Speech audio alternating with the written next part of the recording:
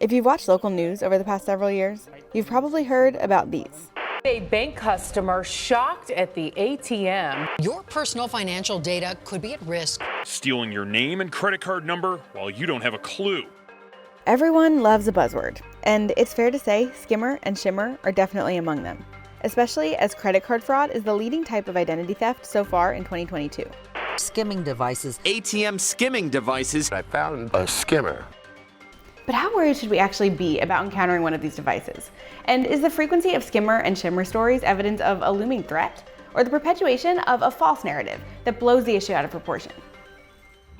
A skimmer is a device placed on the exterior of a credit card reader. It reads your card using the magnetic stripe and stores its findings so that the people trying to steal information from you can retrieve it later. The scammer can use that data to do things like replicate your credit card or make online purchases. And it's a pretty straightforward scam to run.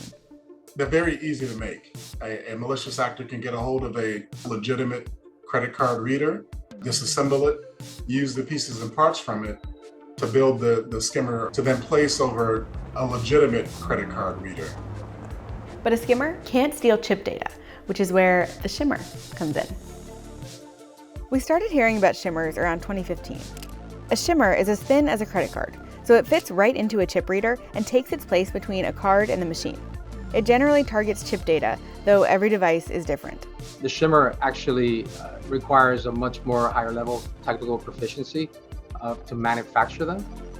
A shimmer, sometimes called a deep insertion skimmer, the terminology is confusing, is more versatile. It's virtually undetectable and placed inside the machine, so it can be used at convenience and grocery stores too. Traditional skimmers tend to be most common on an ATM machine or at the gas station. Every criminal handles things differently. Some fashion their own devices, others find them on the black market.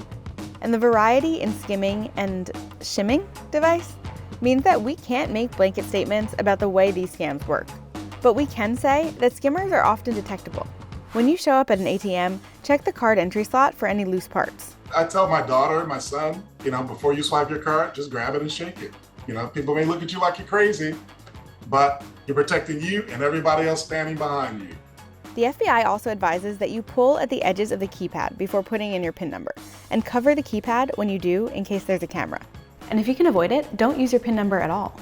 I generally don't like using my debit card anywhere, but if for some reason you do have to use your card, I would not run it as a debit transaction, but I would run it as a credit transaction. That way, you're not forced to put in your PIN, and your PIN is not being captured.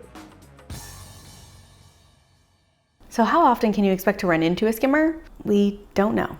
The data is hard to come by. But it's a widespread problem in the US, mainly because a lot of ATMs still use mag stripe cards. In Europe, many countries have phased out the magnetic stripe. Skimming overall is definitely a problem in the national landscape. Just to put something in perspective here is, just in October of this year, California experienced $6 million in fraud loss due to skimming. And that's a combination of ATM skimming, point of sale skimming as well. They're recovering about anywhere from up to 300 skimmers a month in the state of California.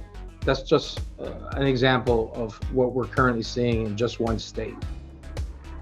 The analytics company FICO, you may have heard the term FICO credit score, has reported a 759% increase in U.S. card skimming fraud in the first half of 2022. More than half of those incidents happened in California, by the way, and the majority of card compromises occurred at a convenience store as opposed to a bank ATM. So speaking more generally, is this type of fraud rare, common, or neither? I would say it's somewhere in between. In the past maybe 5 years, personally, I've been skimmed 3 times. And those are most likely coming from the gas stations, for the internal gas pump skimmers. I've had colleagues, friends that haven't been skimmed. In a big picture sense, here's what we know. If your local news station is reporting a skimming outbreak in your community, you should be worried. In the broader scope, skimming and shimming seem to be relatively rare, and odds are you wouldn't know if you'd been skimmed or shimmed anyway. Nevertheless, experts say you'll want to protect yourself. Closely monitor your credit and debit card statements, actively looking for charges you don't recognize. Avoid using your PIN, and try to tap when possible.